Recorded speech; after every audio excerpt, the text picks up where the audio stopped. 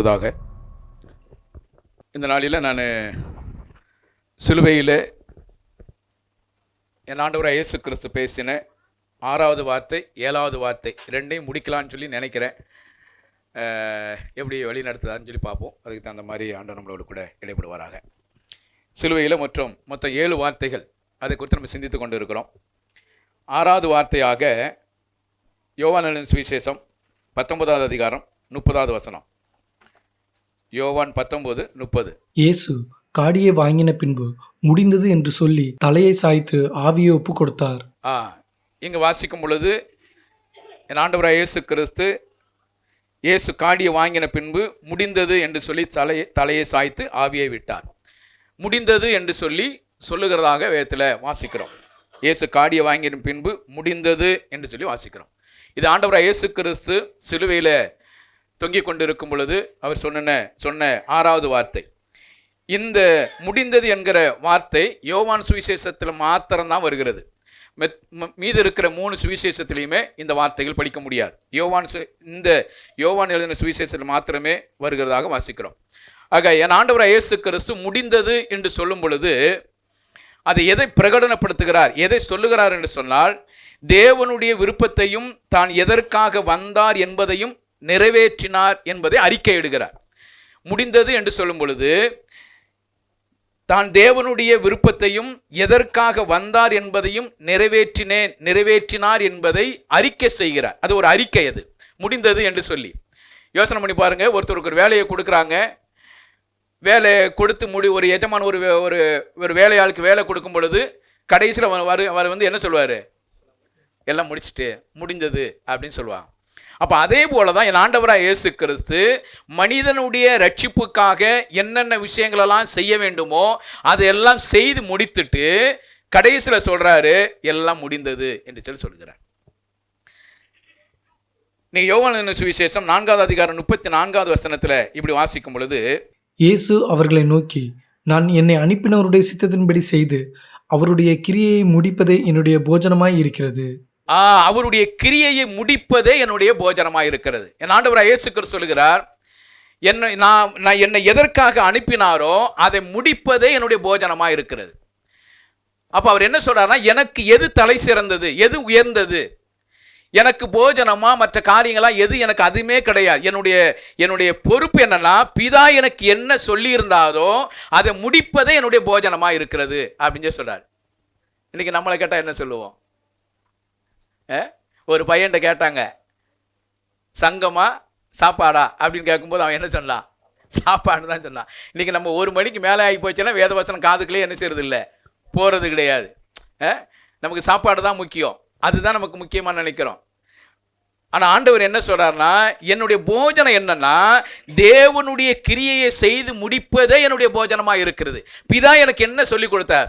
உண்மையிலே பாருங்க, உண்மையாகவே வேலை செய்கிறவங்க பார்த்தீங்களா, நான் சொல்றது உண்மையாக வேலை செய்வாங்க பார்த்தீங்களா, அவங்கள பார்த்தீங்கன்னா சாப்பாடே அவங்களுக்கு பிடிக்காது. அந்த வேலையை முடித்ததுக்கு அப்புறம் தான் எவ்வளோ நேரம் ஆனாலும் பரவாயில்ல என்ன தான் செய்வாங்க. அவங்க பார்த்துருக்கீங்களா? நல்ல வேலை செய்கிறவங்க, உண்மையாகவே வேலை செய்கிறவங்க என்ன செய்வாங்கன்னா, எனக்கு ஒரு வேலையை கொடுத்துட்டாங்கன்னா அந்த வேலையை முடிக்கிற வரைக்கும் அவங்களுக்கு என்ன வராது?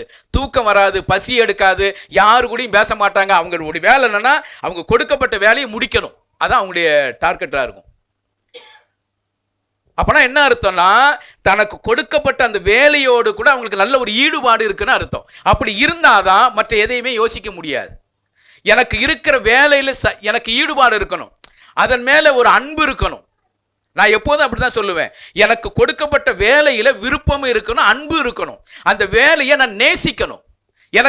எனக்கு தேவன் கொடுத்த வேலை என்பதை அதை நேசிக்கணும். அதை நேசித்தாதான் அதுக்காக நம்ம என்ன செய்ய முடியும்? பிரயாசப்பட முடியும். அதன் மேலே விருப்பம் இல்லாமல், நேசம் இல்லாமல் அதன் மேலே வெறுப்பு வருது, இது எனக்கு கிடைச்சதே வேஸ்ட் அப்படிங்கிற ஒரு எண்ணம் எனக்குள்ள உருவாச்சுன்னு சொன்னால் செய்ய முடியாது.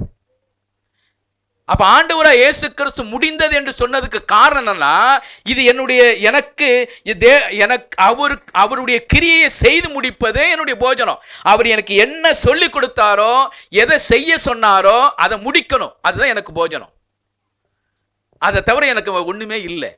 அப்படி இருக்கும் பொழுது அவருடைய வாழ்க்கையில பாருங்க, என் ஆண்டவராக இயேசு கிறிஸ்து தேவன் என்ன சொன்னாரோ, எதை செய்ய சொன்னாரோ அதை முடிக்கணுங்கிற எண்ணம் இருந்ததுனால தான் 4 பேர் அவமானம் பேசுனாங்க, திட்டினாங்க, பிசாசு பிடிச்சோன்னு சொன்னாங்க, போஜன பிரியன்னு சொன்னாங்க, ஏளனமான வார்த்தைகள் எதுவுமே அவர் காதுக்கு போகல.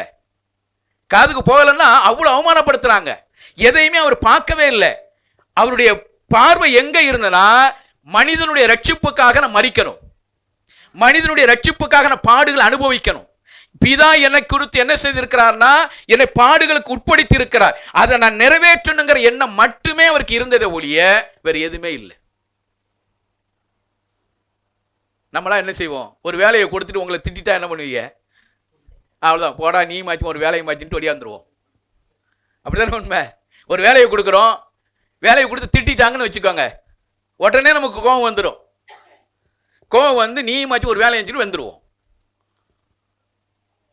ஆனால் ஆண்டவர் இயேசு கிறிஸ்து பிதாவினுடைய விருப்பத்தை நிறைவேற்றுவதற்காக அவருடைய வாழ்க்கையில் எவ்வளவு பிரச்சனைகள் பாருங்க. பிறந்ததுல இருந்து சிலுவையில தொங்கி கொண்டு இருக்கும் போது கூட பக்கத்தில் இருக்கிற கள்ளம் கூட அவர் ஏளனமா பேசுறார். நீலாம் தேவனுடைய குமாரன், கீழே இறங்குங்களேன், உங்களை ரட்சித்துக் கொள்ளுங்க, அதுக்கப்புறம் என்ன ரட்சிக்கலாம், இப்படிலாம் பேசும் பொழுது அவருக்கு எவ்வளவு கோபம் வந்திருக்கும். ஆனா கோபம் வரல. நேசம் உள்ளவர் ஆண்டவர், சிலுவை வரிந்து தன்னை தாழ்த்தி அவரை நேசித்தார். அப்பனா என்ன அர்த்தம்னா, பிதாவினுடைய விருப்பம், பிதா தனக்கு கொடுத்திருக்கிற கிரியைகள், பிதா தனக்கு கொடுத்திருக்கிற வேலையை விரும்பி செய்தார். விரும்பி செய்ததுனாலதான் எல்லா பாடுகளையும் ஏற்றுக்கொண்டார். அதைத்தான் அங்க வாசிக்கிறோம். அப்போ ஒரு பாவி ரட்சிக்கப்படுவதற்கான வழி திறக்கப்பட்டுள்ளது என்பதை அறிவிக்கிறார். எல்லாம் முடிந்ததுன்னு சொன்னா பிதாட்ட சொல்றார், ஆண்டவரே, பிதாவாகிய தெய்வமே, நீங்க எனக்கு ஒரு வேலையை கொடுத்துட்டீங்க, அந்த வேலை என்ன, மனிதனுடைய ரட்சிப்புக்காக நான் மரிக்க வேண்டியது அவசியமாயிருந்தது, ஆகையினால எல்லா பாடுகளையும் எல்லா பாவத்தையும் என் மேல ஏற்றுக்கொண்டு எல்லாத்தையும் முடிச்சிட்டேன் அப்படின்னு ஒரு அறிக்கை சமர்ப்பணம் செய்கிறார். அப்ப அவரே என்ன சொல்றாரு பாருங்க, யோவான் 3:17 அப்படி வாசிக்கும் பொழுது, யோவான் 3:17, உலகத்தை ஆக்கினைக்குள்ளாக தீர்க்கும்படி தேவன் தம்முடைய குமாரனை உலகத்தில் அனுப்பாமல் அவராலே உலகம் தேவன் வந்து குமாரனை எதுக்கு அனுப்பலன்னா ஆக்கினை தீர்ப்புக்கு ஏதுவாக அனுப்பல, மாறாக உலகம் ரட்சிக்கப்படுவதற்காகவே தேவன் அவர் அனுப்பினார். இயேசு கிறிஸ்து இந்த உலகத்துக்கு வந்ததனுடைய நோக்கம் உலகத்தை அழிக்கிறதுக்காக அல்ல, உலகம் ரட்சிக்கப்படணும். ரட்சிப்புக்காகவே தேவன் என்ன செய்தார், இந்த உலகத்துக்கு வந்தார். பாருங்க 6:51 அப்படி வாசிக்கிறோம், நானே வானத்திலிருந்து இறங்கின ஜீவ அப்பம், இந்த அப்பத்தை புசிக்கிறவன் என்றென்றைக்கும் பிழைப்பான், நான் கொடுக்கும் அப்பம் உலகத்தின் ஜீவனுக்காக நான் கொடுக்கும் என் மாம்சமே என்றார். உலகத்தின் ஜீவனுக்காக நான் கொடுக்கிற மாம்சமே என்று சொல்கிறார். என்னுடைய சரீரம் பிற்கப்படுகிறது, இந்த அப்பமானது உலகத்தினுடைய ஜீவனுக்காக நான் என்ன செய்கிறேன், கொடுக்கிறேன் என்றார்.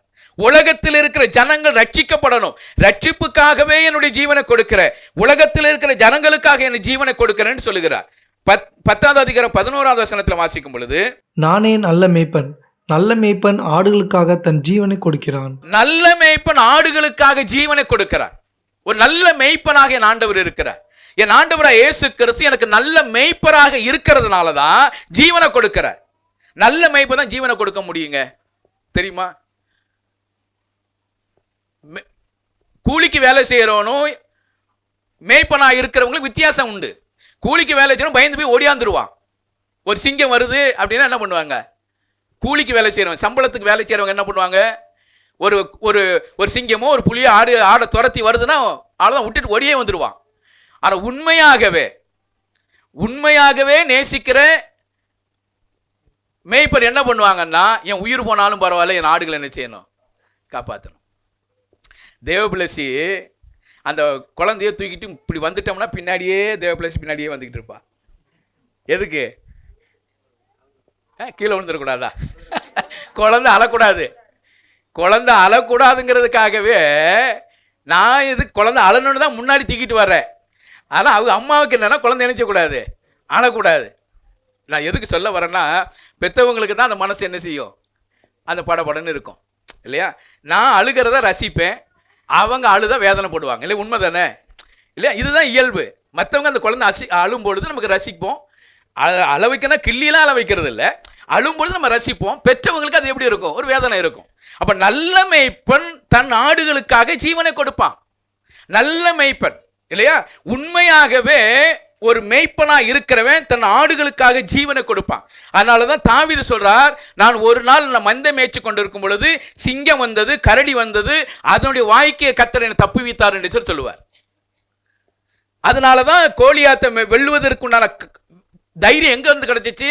கோலியாத்தை வெல்லுவதற்குண்டான தைரியம் எங்க கிடைச்சிச்சுன்னா, அவர் ஆடு மேய்ச்சி கொண்டு இருக்கும் பொழுது ஒரு நாள் சிங்கம் வந்தது, கரடி வந்தது. அதை என்ன செய்தார்? மேற்கொண்டார். தேவன் அதற்கு மேற்கொள்ளக்கூடிய பலனை கொடுத்தார். ஆகியனாலதான் கோலியாத்தை வெல்லுவதற்கு அவருக்கு தைரியம் வந்தது. அப்ப என்னுடைய வாழ்க்கையில இந்த மறைமுகமான வெற்றிகள் இருக்கும் பார்த்தீங்களா, அது வெளிப்படையான வெற்றிக்கு உங்களுக்கு காரணமாக அமையும். அதனாலதான் மறைமுகமாக தேவ உறவு நம்ம கிட்ட இருக்கணும் எப்போதுமே. தேவனை மறைமுகமாகனா தனிப்பட்ட நிலைமையில அந்தரங்க ஜெபம் நம்முடைய வாழ்க்கையில எப்போதுமே இருக்கணும். தனிப்பட்ட நிலைமையில தேவனோடு கூட உறவாடக்கூடிய உறவு உங்களுக்கு எவ்வளவு அதிகமாகிறதோ வெளிப்படையாக வருகிற பிரச்சனைகளை தீர்க்க முடியும். நம்ம ஏன் வெளிப்படையான பிரச்சனைகள் என்று ஓடி போறதுக்கு காரணம் என்னன்னா, மறைமுகமாக நம்முடைய வாழ்க்கையில என்ன இல்லை? தேவ உறவு இல்லை. அதனால்தான் அங்க தாவீது எழுதி சொல்லி இருக்கிறார், என்னை சிங்கத்தின் கைக்கும் கரடியின் தப்பி வைத்த இந்த தெய்வம் இவனுடைய கைக்கு ஆண்டவர் தப்பி வைக்க மாட்டாரா என்று சொல்லி சின்ன ஒரு கூழாங்கல்ல எடுத்துட்டு போய் சாகடிச்சுட்டு வந்தார் இல்லையா? அதான் உண்மை. அப்ப என்ன வாசிக்கிறோம்? நல்ல மேய்ப்பனாக இருக்கணும். நல்ல மேய்ப்பன் தன் ஆடுகளுக்கு என்ன செய்வான்? ஜீவனை கொடுப்பான். எபேசியர் 5வது அதிகாரத்தில் வாசிக்கும் பொழுது 5வது அதிகாரத்தில் பாருங்க, 5வது அதிகாரம், எபேசியர் 5வது அதிகாரம் 29வது வசனத்தை, தன் சொந்த மாம்சத்தை பகைத்தவன் ஒருவனும் இல்லையே, கர்த்தர் சபையை போஷித்து காப்பாற்றுகிறது போல ஒவ்வொருவனும் தன் மாம்சத்தை போஷித்து காப்பாற்றுகிறான். ஒவ்வொருவனும் தன் மாம்சத்தை போஷித்து காப்பாற்றுகிறார். இது கணவன் மனைவிக்குண்டான உறவை சொல்லுகிறார். அப்போ கர்த்தர் என்ன செய்யறார்? சபையை என்ன செய்கிறார்? போஷிக்கிறார். சபையில் இருக்கிற விசுவாசிகளுடைய தேவைகளை கர்த்தர் என்ன செய்கிறார்? போஷிக்கிறார். உங்களுடைய உலக பிரகாரமான தேவைகளாக இருந்தாலும் சரி, ஆவிக்குரிய தேவைகளாக இருந்தாலும் சரி, எதுவாக இருந்தாலும் தெய்வம் உங்களுக்கு என்ன செய்கிறார்? சந்திக்கிறார். ஏன்? அவர் சந்திப்பதற்கு காரணம் என்னன்னா, அது அவரால் மீட்கப்பட்ட ஒரு சபை. சபைக்காக தன் உயிரை கொடுத்தவர் இல்லையா? தன் சரீரத்தில் அவமானத்தை சகித்து அவமானத்தை ஏற்றுக்கொண்டு சபைக்காக தன் உயிரையே கொடுத்ததுனால சபையை நேசிக்கிறார், சபையை போஷிக்கிறார், சபையை காப்பாற்றுகிறார். அதே போலதான் குடும்பத்தை சொல்லும் பொழுது என்ன சொல்றாருன்னா, காப்பாற்றுகிற ஒவ்வொருவனும் தன் மாம்சத்தை போஷித்து காப்பாற்றுகிறான். யாரை போல? கர்த்தர் எப்படி சபையை போஷித்து காப்பாற்றுகிறாரோ அதே போல குடும்பத்தில் இருக்கிற தலைவர்கள், குடும்பத்தில் இருக்கிற கணவன் மனைவியை பிள்ளைகளை போஷித்து காப்பாற்றணும். அப்ப நல்ல மேய்ப்பனாக இருக்கணும். நல்ல மேய்ப்பன் போஷித்து காப்பாற்ற முடியும். நல்ல மேய்ப்பன் நல்ல பாதுகாப்பு கொடுக்க முடியும். நல்ல மேய்ப்பன் என் உயிர் போனாலும் பரவாயில்ல, எனக்கு பின்னாடி இருக்கிறவங்க யாரும் என்ன செய்யக்கூடாது? பாதிக்கப்படக்கூடாது. அதான் நல்ல மேய்ப்பனுக்கு அழகு. அதனாலதான் சொல்றார், நல்ல மேய்ப்பன் தன் ஜீவனை கொடுக்கிறார். இயேசு கிறிஸ்து இந்த உலகத்துல இயேசு கிறிஸ்துவை போல நல்ல மேய்ப்பன் யாருமே கிடையாது இல்லையா? தன் ஜீவனை கொடுத்த தெய்வம். ஜீவனை கொடுக்கணுங்கிற ஒரு இடம் வரும்பொழுதுதான் பிரச்சனையே வந்துடும். எல்லாரும் ஜீவன் கொடுக்க மாட்டாங்க. ஜீவனை கொடுக்கணுங்கிற ஒரு எண்ணம் வரும்பொழுதுதான் பிரச்சனையே வந்துடும். அங்க வாசிக்கிறோம், நல்ல மேய்ப்பன் தன் ஜீவனை கொடுக்கிறார் என்று வாசிக்கிறோம். அப்ப என் ஆண்டவராகிய இயேசு கிறிஸ்து முடிந்தது என்று பறைசாற்றும் பொழுது என்னன்னா, இனி அவர் சிலுவையிலே பாடுபட வேண்டிய அவசியம் இல்லை. இயேசு கிறிஸ்து இனி சிலுவையில பாடுபட வேண்டிய அவசியம் கிடையாது. ஏன்? எல்லாத்தையும் முடிச்சிட்டார். பாருங்க, எபிரேயர் 10வது அதிகாரம் 10வது வசனத்தில் போய் வாசிக்கிறோம். எபிரேயர் 10:10.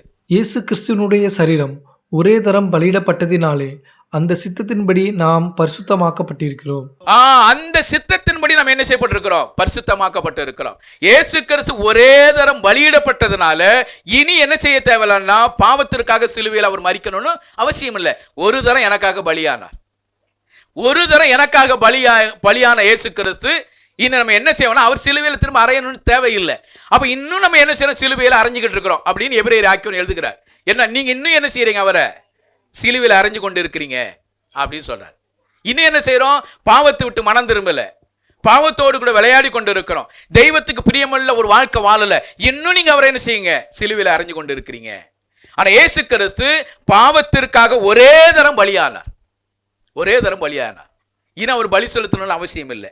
அடுத்து பாருங்க, விசுவாசிகளுக்கு பாவ மன்னிப்பு கிடைக்கக்கூடிய பாவத்தினுடைய விளைக்கரையத்தை என்ன செய்தார்? நிறைவேற்றி முடித்தார்.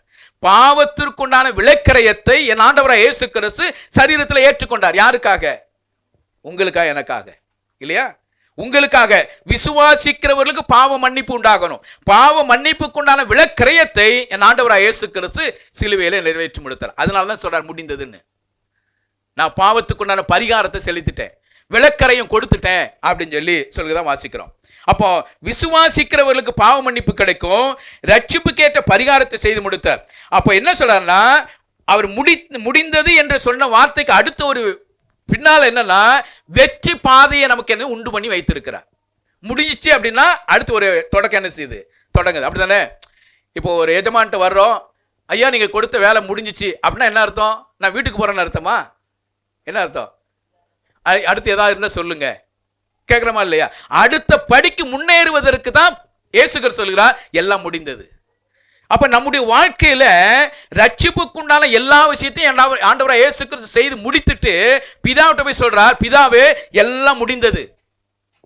அப்ப என்ன சார், ஒரு வெற்றி பாதையை உருவாக்கி கொடுத்திருக்கிறார் நமக்கு. அடுத்த ஸ்டெப் நம்ம போகணும் இல்லையா? விசுவாசிக்கிற பாவத்தோடு இருக்கிற ஒரு மனுஷன் ஆண்டவராகிய இயேசு கிறிஸ்துவை விசுவாசிக்கணும். அவனுக்கு இன்னும் ஒரு பலி செலுத்தப்படாது, பலி செலுத்தப்பட்டாயிற்று. அவன் விசுவாசித்தா பரிசுத்தவானாக மாறுகிறான். விசுவாசிகளாக இருக்கிற நமக்கு ஒரு பெரிய ஒரு பாதையை உண்டு பண்ணி கொடுத்திருக்கிறார், வெற்றி பாதையை கொடுத்திருக்கிறார். இனி நமக்கு அவர் பாவம் நமக்கு மன்னிக்க தேவையில்லை. அவர் வெற்றி சிலுவையில் முடித்துட்டார். பாவத்துக்குண்டான பரிகாரத்தை செய்து முடிச்சிட்டார். அடுத்த வேலையை நான் ஆரம்பிக்கணும், அடுத்த ஸ்டெப்புக்கு நான் போகணும் இல்லையா? அப்ப அவர் சொல்லிக் கொடுக்கிற ஒரு காரியம், பிதாவே எல்லாம் முடிந்தது. அப்பனா என்ன அர்த்தம்? ஒரு நல்ல ஒரு பாதையை நமக்கு வகுத்து வைச்சிருக்கிறார். ஆமா, அடுத்து நீங்க படிக்கும் பொழுது, ரட்சிப்புக்காக ஆண்டவராகிய இயேசு கிறிஸ்து பிதாவின் விருப்பத்தை எவ்வாறு நிறைவேற்றி முடித்தாரோ அதே போல ரட்சிக்கப்பட்டு இருக்கிற நாம் பிதாவின் விருப்பத்தை நிறைவேற்றுவது நமக்கு கொடுத்திருக்கிற பொறுப்பை நம்ம என்ன செய்யணும், முடிக்கணும். நீங்க இப்படி பாருங்க, இயேசு கிறிஸ்து பிதாவாகிய தெய்வத்தினுடைய விருப்பத்தை எப்படி நிறைவேற்றினார் யோசனை பண்ணி பாருங்க. பாடுகளுக்கு உட்படுத்தினாங்க, அவமானப்படுத்தினாங்க, எல்லாம் நடந்தது. எல்லாவற்றையும் நிறைவேற்றி அப்படியே முடித்தார். முடிச்சுட்டு வந்து சொல்றார் முடிந்ததுன்னு. அதே போல ரட்சிக்கப்பட்டு இருக்கிற உங்களுக்கு எனக்கு தேவன் ஒரு பொறுப்பை கொடுத்திருக்கிறார். அந்த பொறுப்பை முடிந்தது என்று சொல்லக்கூடிய அளவுக்கு நான் இருக்கிறேனா? எனக்கு ஆண்டவர் ஒரு பொறுப்பை கொடுத்திருக்கிறார் இல்லையா? நமக்கு கொடுத்திருக்கிற பொறுப்பை முடித்து தீரு வரைக்கும் நாம் கவனமா இருக்கணும். நமக்கு கொடுத்திருக்கிற பொறுப்பு உங்களுக்கு தெரியும், ஆண்டவர் என்னென்ன ஒரு பொறுப்பை கொடுத்திருக்கிறான்னு சரி, அது குடும்பத்தில் இருக்கட்டும், இல்ல சபையில இருக்கட்டும், எங்கேயா இருந்தாலும் சரி, உங்களுக்கு கொடுத்திருக்கிற ஒரு பொறுப்புல நீங்க உண்மையா இருக்கிறீங்களா? பிதாவாகிய தெய்வம் குமாரனாகிய இயேசு கிறிஸ்துக்கு ஒரு பொறுப்பை கொடுத்தார். அந்த பொறுப்புல கடைசி வரைக்கும் அவர் என்ன செய்தார்னா உண்மையாக இருந்த ஒரு தெய்வம். எந்த இடத்திலேயுமே அவர் என்ன செய்யலன்னா தன்னிச்சையாக எதையுமே செய்யல. பாருங்க, யோவான் சுவிசேஷம் 17ஆம் அதிகாரம் 4வது வசனத்தை வாசிங்க. பூமியிலே நான் உம்மை மகிமைப்படுத்தினேன், நான் செய்யும்படி நீர் எனக்கு நியமித்த கிரியையை செய்து முடித்தேன். சொல்றார் பாருங்க, நான் செய்யும்படி நீர் எனக்கு கொடுத்திருக்கிற கிரியை நான் என்ன செய்தேன், செய்து முடித்தேன். அப்ப பிதாவாகிய தெய்வம் குமாரனாகிய இயேசு கிறிஸ்துவுக்கு என்ன காரியத்தை செய்ய வேண்டும் என்று சொல்லி கொடுத்தாரோ அதை என்ன செய்திருக்கிறார், செய்து முடித்திருக்கிறார் இல்லையா? நீங்க பாருங்க, ஏற்கனவே படிச்ச ஒண்ணமாக பிலிப்பியர் 2வது அதிகாரம் 8வது வசனத்தை வாசிக்கும் பொழுது, அவர் மனுஷரூபமாய் காணப்பட்டு மரண பரியந்தம், அதாவது சிலுவையின் மரண பரியந்தமும் கீழ்ப்படிந்தவராகி தம்மை தாமே தாழ்த்தினார். தம்மை தாமே தாழ்த்தினார். மரண பரியந்தும், சிலுவையின் மரண பரியந்தும் தம்மை தாமே தாழ்த்தின ஒரு ஆண்டவர் இல்லையா? என் ஆண்டவர் இயேசு கிறிஸ்து சொல்லுகிறார், நீர் எனக்கு தந்த கிரியைகளை நான் செய்து முடித்தேன், நீர் எனக்கு செய்த காரியங்களை செய்து முடித்தேன். அதுக்கு என்ன சொல்றாரா, சிலுவையின் மரண பரியந்தும் தம்மை தாழ்த்தினார் என்று சொல்லி வாசிக்கிறோம். சிலுவையின் மரண பரியந்தும், சிலுவையின் மரண பரியந்தும் கீழ்ப்படிந்தவராகி தம்மை தாமே தாழ்த்தின ஒரு ஆண்டவர். மரணத்திலேயே என்ன செய்தார், கீழ்ப்படிந்தார். மரணத்திலேயே அவர் என்ன செய்தார், கீழ்ப்படிந்தார். எவ்வளவு ஆச்சரியமான ஒரு காரியம் இல்லையா? அப்ப வேதத்துல முடிந்தது என்று சொல்லுவதற்கு நிறைய பேர் இருந்திருக்கிறாங்க இல்லையா? நிறைய பேர் இருந்திருக்கிறாங்க. மோசேயை கேட்டீங்கன்னா அவர் சொல்றார், என் வீட்டில் எங்கும் உண்மை உள்ளவன் என்று சொல்லி ஆண்டவர் சொல்லுகிறார் இல்லையா? மோசே சொன்னாரு, தாவீது சொன்னாங்க, சாலமோன் சொன்னாங்க, எலியா சொன்னாங்க, பவுல் சொன்னார். இவங்க எல்லாருமே தேவன் சொன்ன எல்லா காரியத்தையும் என்ன செய்தாங்க, முடிச்சாங்களா இல்லையா? இல்லையா? முடிச்சாங்களா முடிக்கலையா? ரெண்டு பக்கம் வண்டி ஆட்டுறீங்க, இப்படி ஆட்டுறீங்க இப்படி ஆட்டுறீங்க. முடிச்சாங்களா முடிக்கலையா? முடிச்சாங்க இல்லையா? எல்லாருமே முடிச்சாங்க. மோசே செய்து முடிச்சார், தாவீது செய்து, எல்லாருமே செய்து முடிச்சாங்க. ஆனா அவங்கள்ட்ட என்ன உண்டுன்னா ஒரு குறைகள் உண்டு. எல்லா மனிதனிடத்திலுமே குறைகள் உண்டு. நீங்க மோசே எடுத்துக்கிட்டீங்கன்னா அவர் எல்லா காரியத்தையும் செய்து முடித்தார், அவர்கிட்ட ஒரு குறை உண்டு. என்ன குறை இருந்துச்சு? கோபம் இல்லையா? கோபம் இருந்தது. கோபத்தினுடைய விளைவு என்ன பாருங்க, அவர் கானான் தேசத்துக்குள்ள போக முடியல இல்லையா? நல்ல முடிச்சா, நல்ல மனுஷன், ஆண்டவரே சாட்சி கொடுக்கல, என் வீட்டில் எங்கும் உண்மை உள்ள மனுஷன் சொல்லி சொல்லுகிறார். அந்த மனுஷன் கோபம் இருந்தது. கோபத்தினுடைய விளைவாக எங்க போக முடியலன்னா கானான் தேசத்துக்கு போக முடியல. தாவீது பாருங்க, நல்ல ஒரு மனுஷன், ஆண்டவருடைய இருதயத்துக்கு ஏற்ற ஒரு மனுஷன், அவரும் செய்து முடித்தார். அவருடைய வாழ்க்கையில் என்ன இருந்ததுன்னா ஒரு பாவம் இருந்தது இல்லையா? நீங்க எலியாவை எடுத்துக்கோ, சாலமோன் எடுத்துக்கோங்க, நல்ல மனுஷன், தேவனுடைய ஆலயத்தை கட்டின தேவ மனுஷன். ஆனா அவர்கிட்ட இருந்த பெரிய பாவங்கள் நமக்கு என்னன்னு சொல்லி தெரியும். எலியாவை எடுத்துக்கோங்க, எலியா ஒரு நல்ல மனுஷன், அவரும் பல விஷயங்களை நல்ல காரியத்தை செய்தார். அவரிடத்துல ஒரு குறை இருந்தது. என்ன குறை இருந்தது? என்னையா அவர்கிட்ட குறை இருந்தது? நல்ல மனுஷன் தானே, குறை இருந்தது, குறை இருந்தீங்களே, என்ன குறை இருந்தது? என்ன தம்பி?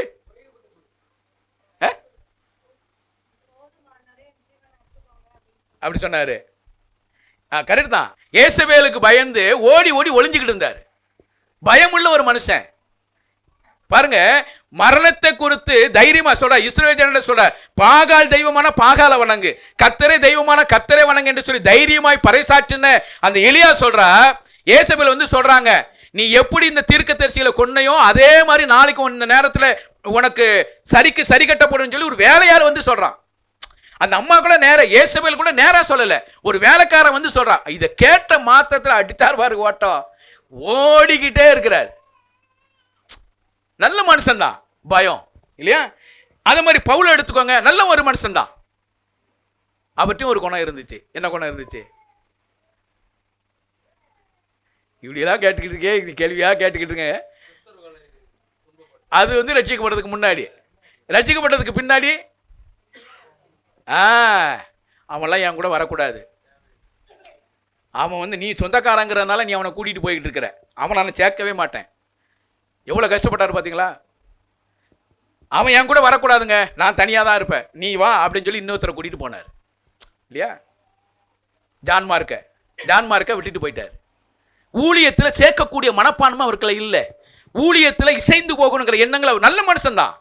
அப்போஸ்தலனாகிய பவுல் நமக்கு நிருபங்களை எழுதி கொடுத்திருக்கிற ஒரு மனுஷன், தேவ மனுஷன். அதுக்கப்புறம் மனம் திரும்பினாங்க, திரும்ப ஜான் மார்க் கூட இருந்தாரு, பல சாட்சியுள்ள விஷயங்களை சொன்னார். இதுல எந்த கருத்தும் கிடையாது, மாற்று கருத்து இல்லை. நல்ல மனுஷன். ஆனாலும் எல்லா காரியத்தையும் நிறைவேற்றி முடித்தாலும் அவர்களிடத்துல என்ன உண்டு? குறை இருந்தது.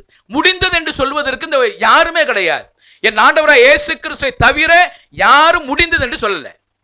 அவர் தான் மன நிறைவோடு கூட முடித்தவர். மன நிறைவோடு கூட சந்தோஷமாய் முடித்த என் ஆண்டவர். அதனாலதான் முடிந்தது என்று சொல்லுகிறார். முடிந்தது என்று அவர் சொல்லுகிறார். அப்படின்னா என்ன அர்த்தம்? குறையில்லாத ஒரு மனுஷன் முடிந்தது என்று சொல்லுகிறார். அப்போஸ்தலன் பவுல் கூட சொல்றார், நான் ஓட்டத்தை முடித்தேன் என்று சொல்லுகிறார். நல்ல போராட்டத்தை போராடினேன், விசுவாசத்தை காத்துக்கொண்டேன், ஓட்டத்தை முடித்தேன், இது முதல் எனக்கு நீதியின்களோட எனக்கு வைக்கப்பட்டு சொல்றார். முடிவு நல்ல முடிவு தான். ஆனா இடைப்பட்ட வாழ்க்கையில பார்த்தீங்கன்னா பிரச்சனை இருந்தது. பாவமே இல்லாமல் பரிசுத்தத்தோடு உண்மையோடு செய்தி முடித்த ஒரே ஆள் என்று சொன்னா என் ஆண்டவராகிய இயேசு கிறிஸ்து மட்டும்தான். அதனாலதான் தைரியமா சொல்றார், முடிந்தது என்று சொல்லி சொல்லுகிறார். முடிந்தது, நீர் எனக்கு கொடுத்த கிரியைகளை செய்து முடிச்சேன், முடிந்தது என்று சொல்லி வெளியரங்கமான அறிக்கை செய்கிறார் இல்லையா? அதனுடைய ஆசீர்வாதங்கள் என்ன? அப்ப அவர் செய்த ஒரு காரியம் என்ன? என் ஆண்டவராகிய இயேசு கிறிஸ்து எல்லாவற்றையும் குறைவில்லாமல் மன நிறைவோடு கூட செய்ததனுடைய விளைவு என்ன அப்படின்னு பார்த்தீங்கன்னா, கொலோசியர் 1 அதிகாரம் 21 வசனம். அதனால நமக்கு கிடைத்திருக்கிற ஆசீர்வாதங்கள். கொலோசியர் 1:21.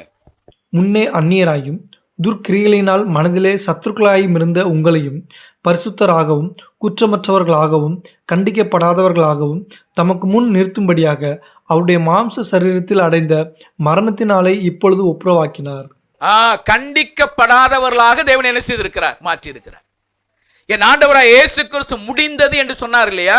அதனால் எனக்கு கிடைத்திருக்கிற ஒரு ஆசீர்வாதங்கள் என்னன்னா, என்னை பரிசுத்தராக மாற்றி இருக்கிறார், குற்றமற்றவர்களாக மாற்றி இருக்கிறார், கண்டிக்கப்படாதவர்களாக தேவன் என்ன செய்திருக்கிறார்? என்னை மாற்றி இருக்கிறார். நமக்கு கிடைத்திருக்கிற ஒரு ஆசீர்வாதம். நமக்கு நீங்கள் நம்ம பரிசுத்தவான்கள் இல்லையா? பரிசுத்தராக தேவன் நம்மை மாற்றி இருக்கிறார்.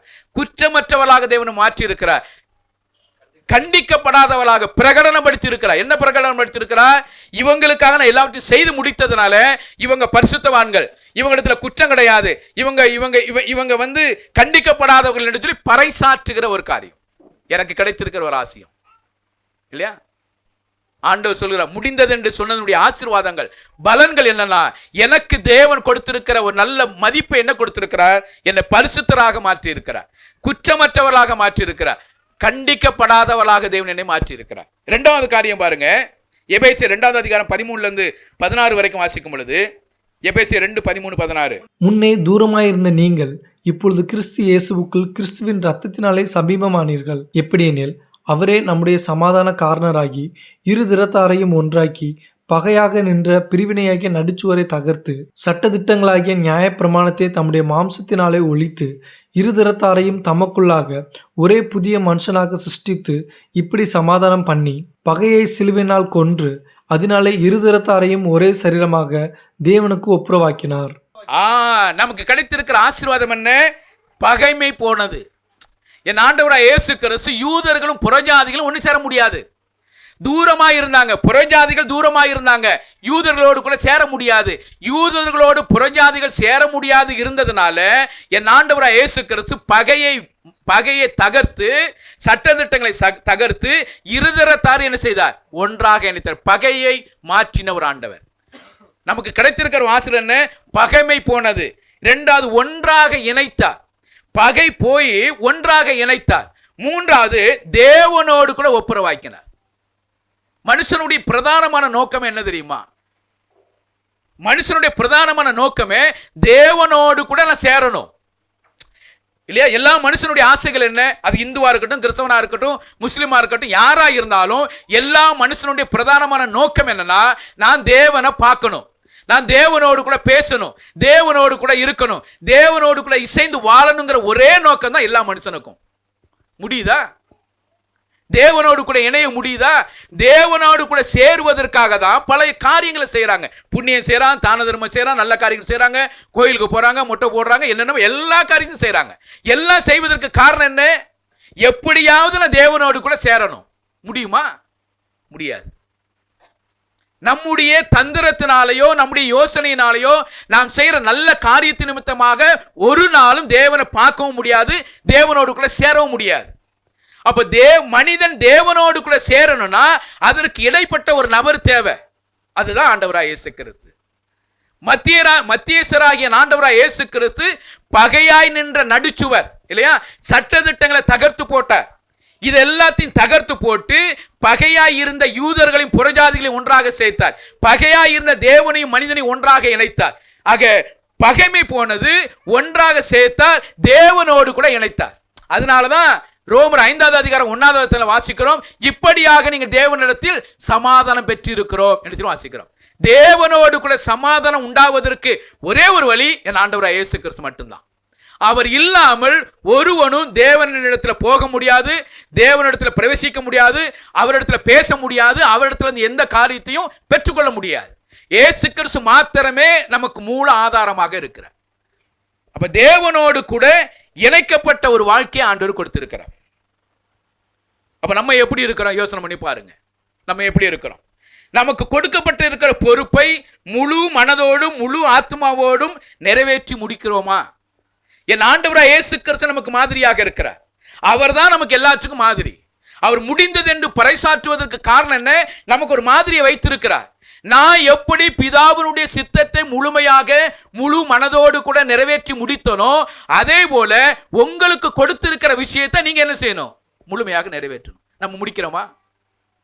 நமக்கு கொடுத்திருக்கிற பொறுப்புல உண்மையிலவங்களா இருக்கிறோமா?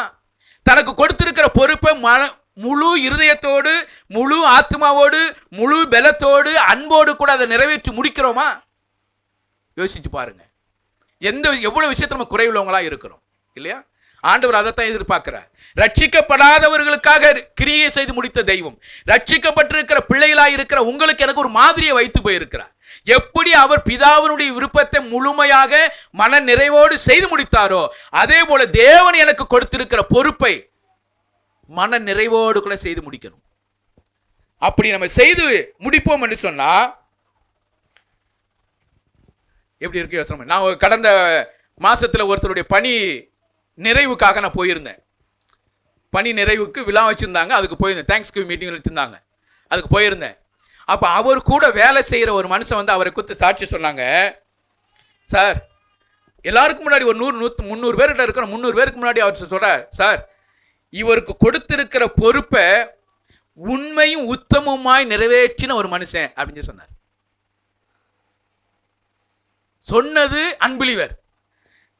சொல்ல யாரை குறித்து சொல்ற? ஒரு பிலீவரை குறித்து சொல்ற. ஒரு பிலீவரை குறித்து அன்பிலிவர், ஒரு விசுவாசியை ஒரு அவிசுவாசி சொல்றா, சார் இவர் அங்க இருந்த 35 வருஷமா வேலை செஞ்சார். 35 வருஷமா வேலை செய்யும் பொழுது இவர் இடத்துல நாங்க பார்த்திருக்கிற ஒரே ஒரு காரியம், உண்மையும் உத்தமமா வேலையை செய்வார் அப்படின்னு சாட்சி சொன்னார். ரொம்ப சந்தோஷமா இருந்தவர் அவர் சொல்லும்போது, இல்லையா? நம்மளை கூத்து அப்படி சாட்சி சொல்றாங்களா? யோசனை பண்ணி பாருங்க. இவர் உண்மை உத்தமுள்ள ஒரு மனுஷன், இவருக்கு கொடுக்கப்பட்டிருக்கிற பொறுப்புல உண்மையா இருப்பார், இவருக்கு எந்த காரியத்தை கொடுக்கப்பட்ட அதுல கடைசி வரைக்கும் உண்மையா இருப்பார் அப்படின்னு நம்மள சொல்ல முடியுதா? அதுதான் கிறிஸ்தவ வாழ்க்கை. கிறிஸ்தவ வாழ்க்கை என்பது நான் எப்போதுமே சொல்ல முடியாதுன்னு சொல்லாதீங்க. உண்மைதானே? ஒரு கிறிஸ்தவங்களாக இருந்தா என்ன செய்யக்கூடாது? முடியாதுன்னு சொல்லக்கூடாது. என்ன வித சொல்ற? முடியாதுன்னு சொன்னா நான் கிறிஸ்துவை நம்புவது வீணா போயிடும். என் ஆண்டவராகிய இயேசு கிறிஸ்து எங்கேயாவது முடியாதுன்னு சொன்னாரா? முடிஞ்ச அளவுக்கு என்ன செய்யணும்? செய்யணும். முடியாதுன்னு சொல்லாதீங்க. என்னால முடியாது அப்படின்னு சொல்ல, என்னால முடியாததை உங்களை ஆண்டவர் உங்களுக்கு கொடுக்க மாட்டாரு. அதை புரிஞ்சுக்கணும். என்னால முடியாததை ஆண்டவர் எனக்கு கொடுக்க மாட்டாரு. அப்படித்தானே கொரிந்தியர்ல வாசிக்கிறோம். என்ன வாசிக்கிறோம்? நீங்க சோதிக்கப்படுகிறது வந்து உங்களுக்கு தாங்கிக் கொள்ளக்கூடிய அளவுக்கு தான் உங்களுக்கு சோதனை என்ன செய்வார்? கொடுப்பார். சோதனையை கொடுத்து தப்பித்துக் கொள்ள வழியும் ஆண்டவர் என்ன செய்கிறார்? கொடுக்கிறார். அப்ப என்னால எவ்வளவு தாங்க முடியுமோ அந்த தாங்கிறதுக்குண்டான சோதனைகளை ஆண்டவர் எனக்கு அனுமதிப்பார். சோதனையவே ஆண்டவர் எனக்கு தாங்குற அளவுக்கு பலன் கொடுக்கிற, சோதனையவே இவ்வளவுதான் இவனால தாங்க முடியும் அப்படின்னு சோதனை கொடுக்கிறாருன்னா, வேலை கொடுக்கும்போது எப்படிதான் கொடுப்பாரு? இவனால முடியும் அந்த வேலையை கொடுப்பாரு. என்ன எப்படி பாக்குறீங்க? முடியாத வேலையை கொடுப்பாங்களா? நீங்க சொல்லுங்க. முடியாத வேலையை கொடுப்பாங்களா? கொடுக்க மாட்டாங்க. ஆண்டவர் அப்படி கொடுக்க மாட்டார். அப்படி கொடுக்கிற தெய்வமே இல்லை. அவர் அநீதி உள்ள தெய்வம் அல்ல. யாருக்கு என்ன வேலையை கொடுக்கணுமோ அந்த வேலையை தான் ஆண்டவர் கொடுப்பார். அதுக்கு மிஞ்சி ஒரு நாளும் கொடுக்க மாட்டார். என்னுடைய தகுதிக்கு மிஞ்சி ஒரு நாளும் ஆண்டவர் கொடுக்கவே மாட்டார். அப்ப முடியாது என்று சொல்லுவோமானா அது என்னுடைய பலவீனத்தை நம்ம மையமா வச்சுக்கிறோன்னு அர்த்தம். முடியாதுன்னு சொல்லாதீங்க. தேவ சமூகத்தில் முடியாதுன்னு சொல்லாதீங்க. முடியாதுன்னு ஒரே விஷயத்துக்கு மட்டும்தான் சொல்லணும். எதுக்கு? பாவத்துக்கு மட்டும்தான் முடியாதுன்னு சொல்லணும். தேவையில்லாத பேச்சுகளுக்கு முடியாதுன்னு சொல்லணும். தேவையில்லாத பழக்க வழக்கங்களுக்கு என்ன செய்யணும்? முடியாதுன்னு சொல்லணும். அதுக்கெல்லாம் முடியாதுன்னு சொல்றது இல்லை. பிரதர் என்ன பிரதர் பண்றது? ஞாயிற்றுக்கிழமை நான் சர்ச்சுக்கெல்லாம் கிளம்பினேன். நெருங்கிய நண்பன் பிரதர், ரொம்ப நாளுக்கு அப்புறம் இப்பதான் பார்த்துருக்குறோம், வந்துட்டாங்க, நான் என்ன செய்யறது? அதனால இன்னொரு நாள் சர்ச்சுக்கு வரலான்னு வீட்டில் உட்காந்துக்கிட்டேன் அப்படின்னு சொல்றது தப்பு. உண்மைதானே? நிறைய சமயத்தை சாக்குப்போக்கு என்ன சொல்றோம்? அப்படிதானே சொல்றோம். அதுக்கு முடியாதுன்னு சொல்லுங்க. உங்க சொந்தக்காரங்க வர்றாங்கன்னு சொன்னா நீங்க சொல்லுங்க, எப்ப இப்ப வராத, மத்தியானம் 12 மணிக்கு மேல வீட்டுக்கு வாங்கன்னு சொல்லுங்க. அவங்க வருவாங்க 10 மணிக்கு வரணும், அவங்களுக்கு ஆசை. அவங்க வந்துட்டு சீக்கிரமா போகணும்னு அவங்களுக்கு என்ன, நமக்கு என்ன? அப்படி கிடையாது. நமக்கு ஆண்டவர் ஆராதிக்கிறத முதன்மையாக இருக்கணும். அதுக்கு இடையில யாருமே உள்ள நம்மளை டிஸ்டர்ப் பண்ணக்கூடாது. நீங்க தைரியமா சொல்லுங்க, வராதீங்கன்னு சொல்லுங்க. ஒன்றும் பிரச்சனை ஒன்றும் தலை போல ஒரு காரியம் நடக்க போகிறது கிடையாது. என்ன செய்வாங்க? சொல்லிட்டா பொறாம போடுவாங்களா? வராம போட்டும். நமக்கு உறவுகளை நிறைய கொடுப்பார். ஒரு உறவு போச்சுன்னா இன்னொரு உறவு கொடுப்பாரு. நீங்க கவலைப்படாதீங்க. நம்ம அப்படி நினைச்சுக்கிட்டு இருக்கிறோம், இவங்களை எப்படியாவது கையிலேயே வச்சுக்கணுமே, விட்டுட்டு போயிட்டா எனக்கு யாருமே கிடையாதுன்னா எப்படி இருக்கும்? அப்படி கிடையாது. ஆண்டவர் நமக்கு உறவுகளை கொடுப்பார். நீங்க ஆண்டவருக்காக தைரியமா நிக்கணும், ஆண்டவருக்காக வைராக்கியமா நிக்கணும், இல்லையா? முடியாதுன்னு சொல்லாதீங்க. என்னைக்குமே முடியாதுங்கிற வார்த்தை வரக்கூடாது. என் ஆண்டவர் எனக்கு கொடுத்திருக்கிற பொறுப்பை எனக்கு அப்படிதான் கொடுத்திருக்கிறார். என்னால எதை முடியுமோ அதெல்லாம் செய்ய முடியாத கிருபைகள் ஆண்டவர் கொடுக்கிறார். முடியலையா? ஆண்டவர்கிட்ட கேளுங்க, ஆண்டவரே எனக்கு முடியல, எனக்கு உதவி செய்யுங்க. ஆண்டவர் உதவி செய்வார். அவர் நமக்கு தானே உதவி செய்யணும். எனக்கு ஒரு வேலையை கொடுத்துட்டு அந்த வேலையை செய்ய முடியலன்னா, நீங்கள் கம்பெனியில் கூட பாருங்க, உங்களுக்கு ஒரு வேலையை கொடுக்குறாங்க, ஒன்னால வேலை செய்ய முடியலன்னு நீங்கள் சொன்னீங்கன்னா வீட்டுக்கு அமைச்சிட்டுருவாங்க இல்லையா? அப்போ என்ன செய்கிறோம்? தேங்கி பக்கத்தில் நின்று கொஞ்சம் கொஞ்சமாக வேலை செஞ்சு பக்கத்தில் இருக்கட்டும், எப்படியா சொல்லுடா, ஏதாவது சொல்லிக் கொடுங்கடா, எனக்கு முடியலடா, இது மட்டும்தான் தெரிய மாட்டேங்கி, இதுக்கு அடுத்து என்ன பண்ணணும், இப்படிலாம் கேட்குறோம்ல.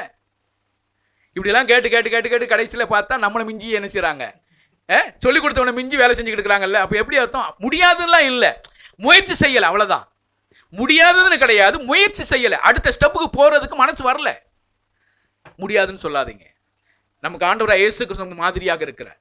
அவர் நமக்கு முன்பதாக அவர் செய்து முடித்த ஒரு காரியம் முடிந்தது என்று சொல்லி பறைசாற்றினார். ஒரு வெற்றி பாதியை சொல்றார்.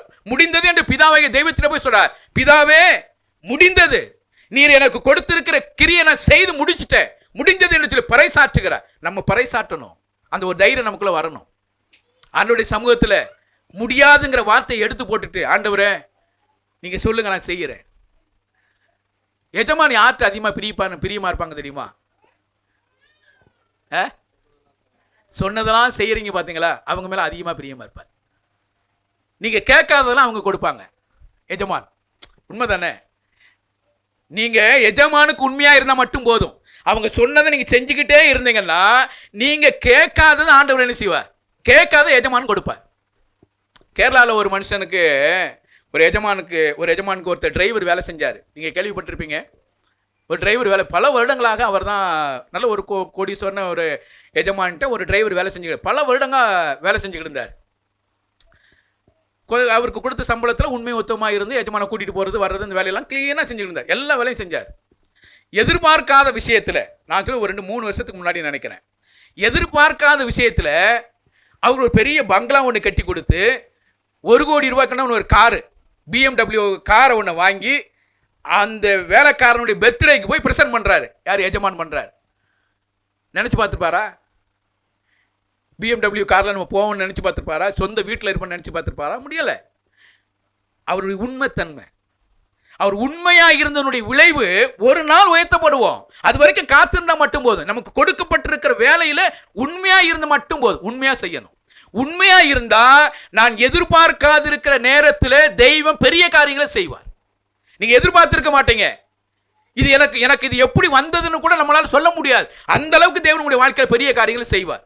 செய்வதற்கு ஒரே ஒரு காரியம் என்ன தெரியுமா? அவர் என்ன சொன்னாரோ அதில் செஞ்சுக்கிட்டே இருந்தால் மட்டும் போதும். முடியாதுன்னு சொல்லாதீங்க. தேவ சமூகத்தில் முடியாதுன்னு சொல்லிட்டோம்னா அடுத்த வேலை நமக்கு கிடைக்காது. என்னால செய்ய முடியாது பிரதர் அப்படின்னா அடுத்த வேலை இவர் சொன்னாலும் இதே வார்த்தை சொல்ல போறாரு. திரும்ப இந்த வேலை இவருக்கு என்ன கொடுக்க மாட்டாங்க. அடுத்து நான் இப்போ 20 வருஷம் 30 வருஷம் சபையிலேருந்து அப்படியே தான் இருக்கணும் இல்லையா? கொடுக்கறத மன நிறைவோடு கூட செய்யணும் இல்லையா? மன நிறைவோடு கூட செய்யணும், சந்தோஷமா செய்யணும். எனக்கு கர்த்தர் கொடுத்திருக்கிற இந்த ஒரு வாய்ப்பு, கர்த்தர் எனக்கு கொடுத்திருக்கிற இந்த ஒரு வேலை, கர்த்தர் எனக்கு கொடுத்திருக்கிற இந்த ஒரு பொறுப்பு, இதுல நான் உண்மை உத்தமமாக செய்ய பழகிக்கணும். நான் அதை திரும்பியெல்லாம் சொல்றேன், எனக்கு கொடுக்கப்பட்டிருக்கிற வேலையை நேசிக்கணும், அதன் மேல விருப்பம் வரணும், அதில் ஆசைப்படணும், அந்த வேலையை ஆசைப்படணும். ஆசையோடு செய்யும் பொழுது அது சரியா முடிக்கலாம். என் ஆண்டவராக இயேசு கிறிஸ்து எங்கேயுமே அவர் என்ன செய்யல, ஒரு இடத்துல கூட தனக்கு கொடுக்கப்பட்டிருக்கிற பொறுப்பை நினைத்து வேதனைப்பட்டதாகவோ அழுததாகவோ எங்கேயுமே கிடையாது. அப்போ உங்க மைண்ட்ல யோசனை பண்ணுவீங்க, ஏயா கெஸ்தமனை தோட்டத்தில் அழுதாரு, இந்த பாத்திரம் என்னை விட்டு நீங்க கொடுமானா நீங்க முடியும் செய்யும் சொல்லி அழுதாரு, நீங்க அளவே இல்லைன்னு சொல்றீங்களே அப்படின்னு உங்க மனசுல ஓடுதா இல்லையா? ஓடலையா? இல்லையா? அது அழுதனுடைய நோக்கமே என்ன தெரியுமா? ஏற்கனவே சொல்லியிருக்கேன். என்ன அதில் அழுது அந்த மனம் கசந்தனுடைய நோக்கம் என்ன தெரியுமா? என்ன நோக்கம்? அந்த ஒரு பிரிவு அதுல இருந்து அவருக்கு ஆரம்பிக்குது. அதுல இருந்து அந்த பிதா வந்து குமாரனாக இயேசு கிறிஸ்து மேல அந்த பாவத்தை சுமத்தும் பொழுது, பாவத்தை பார்க்காதிருக்கிற சுத்த கண்ணனாய் இருக்கிற பிதாவாகிய தெய்வம் கொஞ்ச நேரம் என்ன செய்யறார், ஒரு 3 மணி நேரம் அவரோடு கூட பேசல. சிலுவையில தொங்கிக் கொண்டு இருக்கும்போது அவரோடு கூட பேசல. அதை நினைச்சு அவருடைய வாழ்க்கையில் அவ்வளவு வேதனை, பிரிவு தான் வேதனையே இல்ல. எவ்வளவு அந்யோன்யமா இருந்தாங்க. ஆதியாகம புத்தகத்தை வாசிக்கும் போது அங்க இருந்து படிங்க, நாம் இறங்கி போய் நாம் நம்முடைய ரூபத்தின்படி இப்படி எல்லாம் நாம் சொல்லிக்கிட்டே வர்றாரு எல்லா இடங்களிலுமே. அங்க ஆபிரகாம்கிட்ட தரிசனமாகும் போது அங்க ஆண்டவராகிய இயேசு கிறிஸ்து தரிசனமானார். இப்படி எல்லாம் வாசிக்கிட்டே வரும் பொழுது எல்லா இடங்களிலுமே திரியேக தெய்வத்தினுடைய செயல்பாடு கொண்டு இருந்திருக்கும் பொழுது சிலுவையில தொங்கும் பொழுது மாத்திரம் பிதாவாகிய தெய்வம் கைவிடப்பட்டவராக பேசவே இல்லைங்க, பேசவே இல்லை. அவர் கூப்பிடுறாரு. இன்னைக்கு ஆராதனையில கூட சிந்திக்கும் பொழுது இல்லையா, இஸ்ரவேல் ஜனங்களுடைய கூக்குரலை கேட்டேன்னு சொல்லி ஆண்டவர் சொன்னார். அவங்க படுற உபத்திரவத்தை பார்த்தேன்னு சொல்லி சொல்லுகிறார். கேட்டாரு, பார்த்தாரு. இஸ்ரவேல் ஜனங்களுடைய கூக்குரலை கேட்டாரு, அவங்க படுகிற உபத்திரவத்தை பார்த்தாரு. பார்த்தும் கேட்டும் உடனே என்ன செய்தாரு, மோசையை அனுப்பி நீ கூட்டிட்டு வாப்பான்னு சொல்லி ஆள் அனுப்புனாரு. ஆனா பிதாவாகிய தெய்வம் குமாரனாக இயேசு கிறிஸ்து என்ன செய்கிறார், கூப்பிடுறார். என் தேவனே என் தேவனே ஏன் என்னை கைவிட்டு கூப்பிடுறாரு, கதறாரு. சிலுவையில் அவ்வளவு அவமானத்தோடு கூட சிலுவையில் தொங்கிக் கொண்டு இருக்கிறார். கேட்கவும் செய்யறாரு, பார்க்கவும் செய்யறாரு. என்ன செய்யல, உதவி செய்யல. கேட்கவும் செஞ்சாரு, பார்க்கவும் செய்தார், உதவி செய்யல. அதுதான் அவருக்கு இருக்கிற பெரிய ஒரு வேதனை. அந்த வேதனையில தான் அவர் சொல்றாரு, இந்த பாத்திரம் என்னை விட்டு நீங்க கூடுமானால் நீங்கும்படி செய்யும். இது என்ன செய்யுதுன்னா, உமக்கும் எனக்கு இருக்கிற உறவை பிரிக்குது. இந்த பாவத்தினுடைய அகோரம் உமக்கும் எனக்கு இருக்கிற பிரிவை பிரிக்கக்கூடியதா இருக்கிறதுனால இதை நீங்கும்படி செய்யும். ஆனாலும் உம்முடைய விருப்பம், நீங்க என்ன செய்ய விரும்புறீங்களோ அதை நான் ஒத்துக்கிறேன் ஆண்டவரே அப்படின்னு ஒத்துக்கிட்டார். அதனால தான் சொல்றார் முடிந்தது என்று சொல்லி சொல்றார். அப்ப நம்முடைய கிறிஸ்தவ வாழ்க்கையில முடிந்தது என்று சொல்லக்கூடிய தைரியம் நமக்குள்ள எப்போதுமே இருக்கணும். முடிந்தது, என்னால முடியும் முடியும் என்கிற தைரியம் உங்களுக்குள்ள இருக்குமானா அடுத்த ஸ்டெப் என்ன செய்வார், ஆண்டவர் உங்களை ஆசீர்வதிப்பார். அதனால 6வது வார்த்தையோடு கூட முடிச்சிடுறேன், 7வது வார்த்தைக்கு போக முடியாது. தேங்க்யூ சொல்றாங்க பின்னாடி, சீக்கிரமா முடிச்சிட்டீங்கன்னு. அதனால 6வது வார்த்தையோடு கூட முடிப்போம். முடிந்ததுன்னு சொல்லி சொல்லுங்க. உங்களுக்கு தான் சொல்ல முடிஞ்சது, இதோடு என்ன செய்தது முடிஞ்ச 6வது வார்த்தை முடிஞ்சது. நீங்க கவலைப்படாதீங்க, அடுத்த இதில் 7வது வார்த்தையை சிந்திப்போம். 6வது வார்த்தை முடிந்தது. அப்போ நம்ம கிறிஸ்தவ வாழ்க்கையில் முடிந்தது என்கிற எப்போதும் என்ன நமக்குள்ளே இருக்கணும். முடியணும், முடியாதுன்னு சொல்லாதீங்க. ஆண்டவருடைய சமூகத்தில் முடியாது என்று சொல்லி நமக்கு கொடுத்திருக்கிற பொறுப்புகளை தட்டி கழிக்கக்கூடாது. கர்த்தர் நமக்கு கொடுத்திருக்கிற எந்த ஒரு காரியம் வந்தாலும் முடியும் என்கிற தைரியத்தோடு கூட முன்னேறி சொல்லுவோமானா நிச்சயமாக நமக்கு அடுத்து என்னென்ன காரியங்கள் செய்ய வேண்டுமோ அதை ஆண்டவர் கொடுத்துக்கிட்டே வருவார் இல்லையா. நீங்கள் யோசுவாவினுடைய புத்தகத்தை நீங்கள் படிக்கும் பொழுது 11வது அதிகாரம் வரைக்கும் வெற்றி வந்துக்கிட்டே இருந்தது. 11வது அதிகாரம் வரைக்கும் வெற்றி வந்துக்கிட்டே இருந்தது. இடையில இத்தினோடு ஒரு பாவம் வந்து உள்ளே விழுந்துருச்சு, தோத்து போயிட்டாங்க இல்லையா. அப்போ யோசுவா தேவனுடைய சமூகத்தில் போய் அழுகிறார், ஆண்டவரே என்னாச்சு ஆண்டவரே, ஏன் எங்களுக்கு தோல்வி அப்படின்னு கேட்குறார். அப்போ ஆண்டவர் சொல்கிறார், உன் கூட்டத்தில் இருக்கிற ஒருத்தன் என்ன செஞ்சுட்டான், தப்பு பண்ணிட்டான்பா, அவனை கண்டுபிடிச்சி அவனுக்கு கொடுக்க வேண்டிய தண்டனைகளை கொடுங்க அப்படின்னு தண்டனைகள் கொடுத்ததுக்கு அப்புறம் 12வது அதிகாரத்தில் பார்த்தீங்கன்னா வெற்றி கிடைச்சது. ஒருவேளை உங்களுடைய வாழ்க்கையில் முடியலைங்கிற ஒரு சூழ்நிலை வருதா, தேவ சமூகத்தில் போய் நில்லுங்க, தேவனுடைய சமூகத்தில் கேளுங்க, ஆண்டவரே ஏன் இந்த இடத்துல எனக்கு பிரேக் ஆனது, இந்த இடத்துல இதை ஏன் என்னால் செய்ய முடியல கேளுங்க. நம்மகிட்ட இருக்கிற விஷயங்களை ஆண்டவர் கற்றுக் கொடுப்பார். இதனால தான் உன்னை முடியலன்னு சொல்லுவார். அடுத்த ஸ்டெப்பு பார்த்தீங்கன்னா 24, 25 அந்த அதிகாரங்கள் முடிகிற வரைக்கும் நீங்க பார்த்தீங்கன்னா கடைசியில தான் அவர் சொல்றார், யோசுவா சொல்றார், நானும் என் வீட்டாருமோ என்றால் கர்த்தரையே சேவிப்போம். நீங்க யாரை சேவிப்பீங்க அப்படின்னு கேட்கிற, நீங்க யாரை சேவிப்பீங்க, நானும் என் வீட்டாருமோ கர்த்தரையே சேவிப்போம்னு சொல்லி பறைசாற்றுவதற்கு காரணம் 11வது அதிகாரத்தில் விழுந்த வீழ்ச்சி. அந்த வீழ்ச்சி நினைச்சு சோர்ந்து போகல, மாறாக என்ன செய்தார்னா தேவ சமூகத்தில் போய் அழுதார். வேற எங்கேயும் போல தேவ சமூகத்தில் அழுதார், கண்ணீர் விட்டு அழுதார். அழுதுனுடைய விளைவு அடுத்த அதிகாரத்திலிருந்து வெற்றி தான் யோசுவாவுக்கு கிடைச்சது. அப்போ உங்களுடைய வாழ்க்கையில என்னுடைய வாழ்க்கையிலையும் முடியாதுன்னு சொல்லாம தேவ சமூகத்தில் முடியல அப்படி ஒரு சூழ்நிலை இருக்குமானா தேவ சமூகத்தில் கேளுங்க, ஆண்டவர் உங்களுக்கு அதுக்குண்டான ஒரு சொல்யூஷனை கொடுப்பார். உங்களுக்கு முன்னேறுவதற்குண்டான வாய்ப்புகளை ஆண்டவர் ஏற்படுத்தி கொடுப்பார். அப்படிப்பட்ட சிந்தையோடு கூட ஆண்டவர் நம்மை வழிநடத்துவராக ஜெபம் செய்வோம். மகா உன்னதங்களில் வாசம் பண்ணுகிற எங்கள் அன்பின் ஆண்டவரே, மகத்துவமும் உன்னதமான தெய்வத்துக்கு நேராக எங்களை முழுமையாக ஒப்புக் கொடுக்கிறோம். நீர் ஆசீர்வதித்து வழிநடத்த முடியாக நம்முடைய சமூகத்தில் ஒப்புக்கொடுக்கிறோம். 6வது வார்த்தையாக முடிந்தது என்று சொல்லி என் ஆண்டவராய் இயேசு கிறிஸ்து பறைசாற்றுகிறார். முடிந்தது என்று சொன்னால் எங்களுடைய வாழ்க்கையில் ஒரு வெற்றி பாதையை காண்பித்திருக்கிறார். முடிந்தது என்று சொல்லும் பொழுது என் ஆண்டவராய் இயேசு கிறிஸ்து மனிதனுடைய பாவத்துக்குண்டான பரிகாரத்தை செலுத்தி முடித்தார், பாவத்துக்குண்டான தண்டனையை ஏற்றுக்கொண்டார். இதெல்லாம் அவர் அறிக்கை எடுக்கிறதாக நாங்கள் வேதத்தில் வாசிக்கிறோம். பிதாவினுடைய விருப்பத்தை முழுமையாக மன நிறைவோடு கூட செய்து முடித்த என் ஆண்டவர், எந்த இடத்திலையும் தன்னிச்சையாக எதையுமே செய்யாதிருந்த இவர் ஆண்டவர், விருப்பத்தை நிறைவேற்றுகிற ஆண்டவர்.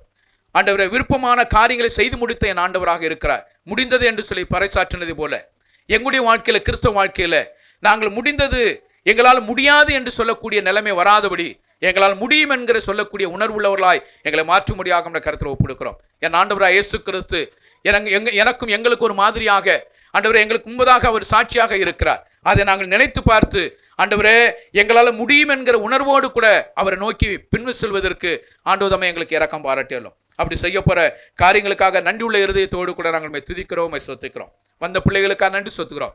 சிறு பிள்ளைகளுக்காக, வாலிப பிள்ளைகளுக்காக, பெரியோர்களுக்காக, குடும்பங்களுக்காக நன்றி சொத்துக்கிறோம். ஒவ்வொருவரையும் பேர்பராக நீர் ஆஸ்வதித்து உம்முடைய நாமத்தினை மகிமைப்படுத்திக் கொள்ள முடியாத நம்முடைய சமூகத்தில் நாங்கள் ஒப்புக் கொடுக்கிறோம். ஆண்டவரே ஊருக்கு சென்றிருக்கிற பிள்ளைகளுக்காக நன்றி சொத்துகிறோம். அவர்கள் போன காரியங்களை முடித்து சுகமாய் திரும்பி வருவதற்கு ஆண்டவர் தாமே இரக்கம் பாராட்டி வழி நடத்த முடியாத நம்முடைய சமூகத்தில் நாங்கள் ஒப்புக் கொடுக்கிறோம்.